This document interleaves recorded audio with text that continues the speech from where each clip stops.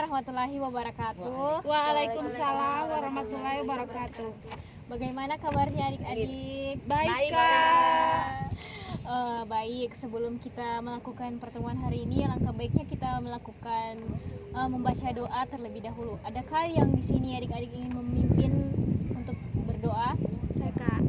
Silakan. Baik, sebelum memulai bimbingan kelompok, sebaiknya di sini kita berdoa terlebih dahulu sesuai dengan kepercayaan masing-masing. Berdoa dimulai.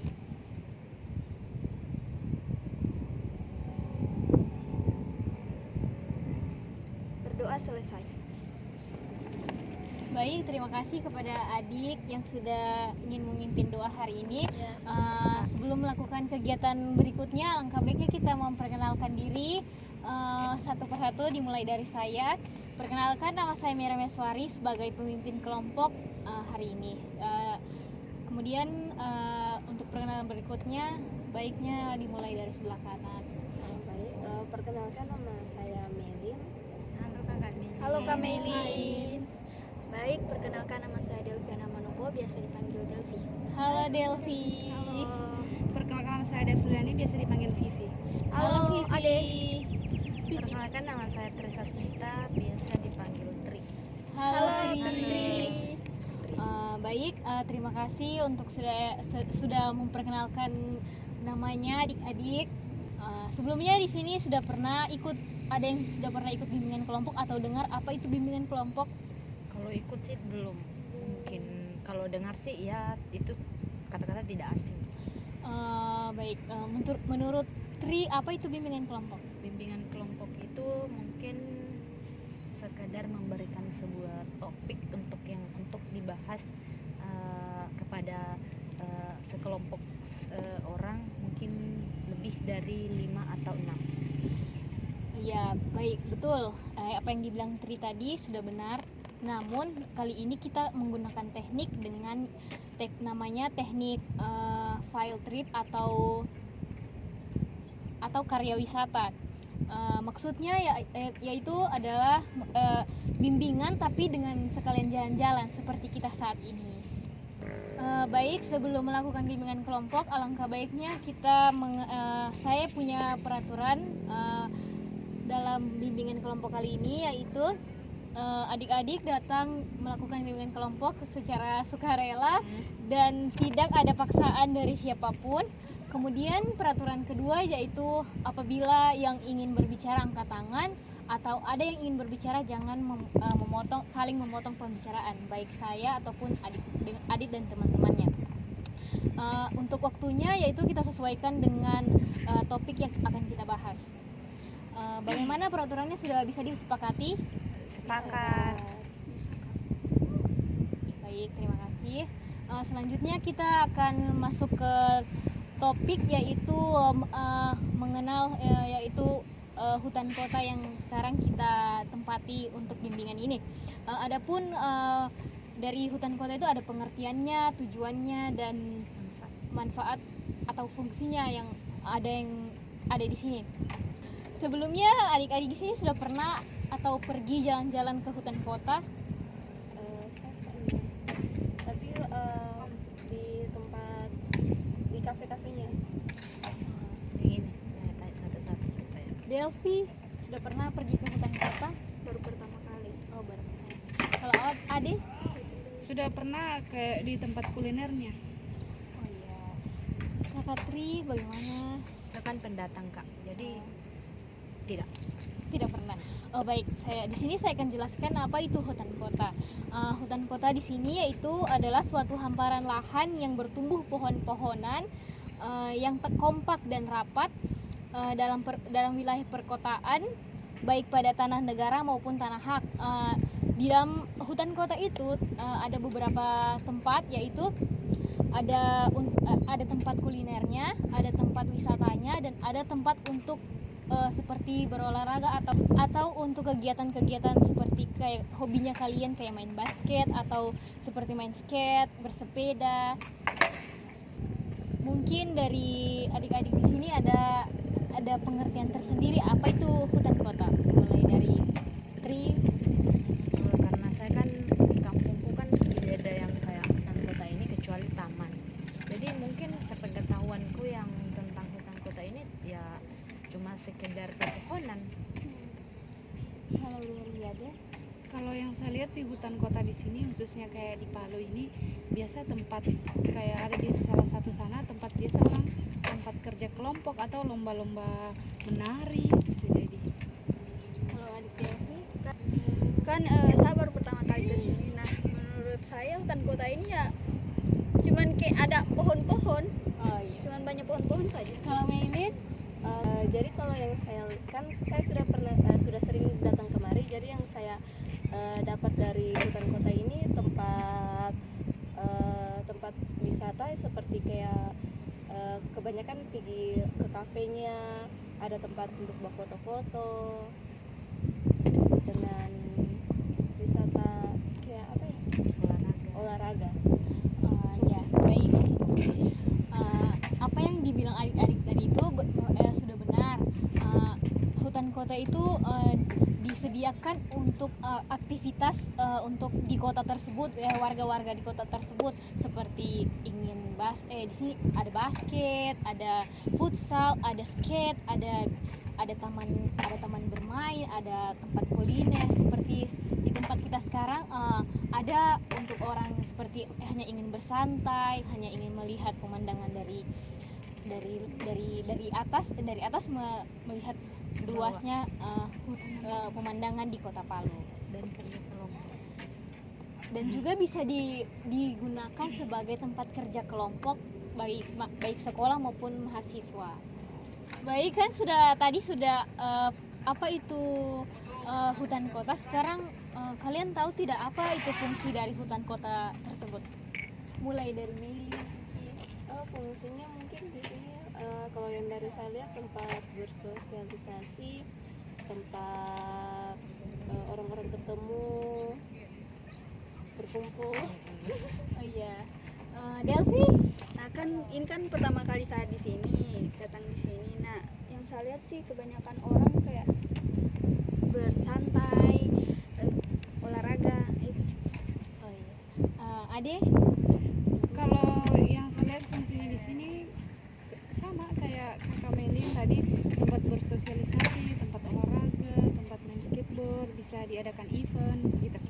kalau dari Kri, Kan teman-teman saya sudah menjawab tujuan dari atau fungsi dari taman kota ini, semuanya sudah benar. Dan menurut saya memang ini salah satu tempat untuk melakukan sosialisasi atau sekedar membuka pertemanan yang baru, atau melakukan pertukar pikiran sama teman-teman yang lain, kerja tugas gitu. ya baik. Apa yang adik-adik sebutkan tadi memang sudah betul semua dan tidak jauh dari pengertian apa itu hutan kota, dan fungsinya pun sama, tempat untuk berwisata, tempat untuk menghilangkan stres, tempat untuk seperti meluangkan hobi seperti skate, main basket, main futsal. Seperti tadi ada yang kita lihat di taman sebelah, ada yang menari, ada yang kuliner, ada yang olahraga dan lain-lain. Kemudian selain dari fungsi, apa sih manfaat dari hutan kota tersebut? Sebelumnya adik-adik tahu tidak apa itu manfaat dari hutan kota tersebut ada dibuat di kota ini? Mungkin saya Baik. mungkin manfaatnya itu ya melestarikan melestarikan lingkungan. Kayak kan kita ketahui kan, kalau lebih banyak pohon yang kita tanam mungkin bisa menyerap air ke dalam tanah dan bisa menghijaukan hutan tersebut untuk oksigen yang lebih baik. Ya, adik. Kalau menurut saya hutan kota ini kan banyak tumbuhan-tumbuhan itu, jadi misalnya kayak ini salah satu tempat yang sejuk, adem, jadi kayak ini masih terjaga banget, lingkungannya banget. Gitu banget gitu. Ya, adik Delvi. Kan saya ini baru pertama kali. Nah, untuk manfaatnya saya tidak tahu. Kan pertama kali. Iya. Iya, iya. Kemudian adik Meilin. Untuk manfaatnya ya itu manfaatnya untuk untuk bersosialisasi. Jadi di sini bisa teman-teman yang baru datang, mungkin yang baru bisa bersosialisasi di sini, ketemu banyak orang, bisa lebih membuka lagi sosial dengan lebih luas. Ya baik. Apa yang adik-adik bilang sebelum tadi itu memang sudah betul, namun saya lebih perjelas lagi manfaat dari hutan kota ini tidak hanya untuk bersosialisasi, namun juga dapat mencegah terjadinya banjir, karena di sini banyak menanamkan pohon-pohon untuk pencegahan banjir, seperti menyerap air hujan, apa yang sudah kayak dibilang Tri tadi, juga untuk mengurangi adanya polusi udara yang tidak baik untuk dihirup manusia. Selain itu, manfaat yang lain itu sama seperti fungsinya tadi, kita bersosialisasi, bertemu teman-teman dari mungkin dari kota lain yang jalan-jalan kemari, kan bisa berkuliner dan lain-lain. Baik, dari materi yang kita dapat, yang sudah kita bahas tadi, kira-kira apa yang adik tangkap dari apa yang materi yang kita bahas tadi? Dimulai mungkin dari Tri. Yang saya dapat dari topik yang kita bahas hari ini itu tentang hutan kota ini memiliki 1000 manfaat, atau bisa dibilang 1000 manfaat dan 1000 fungsi untuk kita semua. Salah satunya itu yang paling bermanfaat itu ya mungkin mengeluarkan hobi atau melakukan dapat mengerjakan tugas, dan bagus untuk lingkungan atau kota, untuk melestarikan lingkungan atau kota yang ada. Jadi menurut saya hutan kota ini merupakan suatu hamparan lahan yang bertumbuh pohon-pohonan yang bisa mencegah banjir. Baru di sini juga jadi tempat olahraga dan lain sebagainya. Nah, untuk saya sendiri manfaatnya itu banyak kegunaannya, seperti kayak tempat bersosialisasi, tempat bermain, tempat olahraga. Yang paling utama itu kan di sini kan banyak pohon-pohon, nah kayak mengurangi terjadinya banjir, bisa mengurangi kayak polusi begitu. Adik Melin. Ya kalau yang saya dapat dari topik pembahasan kita tadi, di sini kita bisa mengetahui apa itu pengertian dari hutan kota ini, tujuan dari hutan kota ini, dan manfaat dari hutan kota ini. Baik. Kemudian apa kesan-pesan kalian yang telah mengikuti bimbingan hari ini? Ada yang bisa angkat tangan?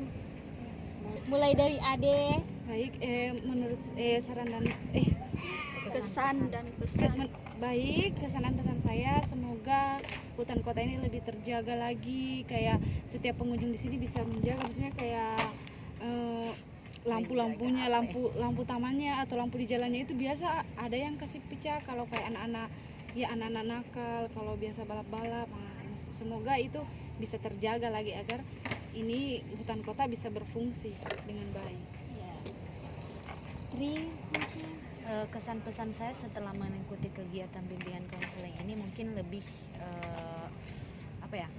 kita dapat lebih banyak dapat topik-topik yang lain jika kita melakukan bimbingan konseling, bimbingan kelompok di kegiatan-kegiatan berikutnya. Delphi.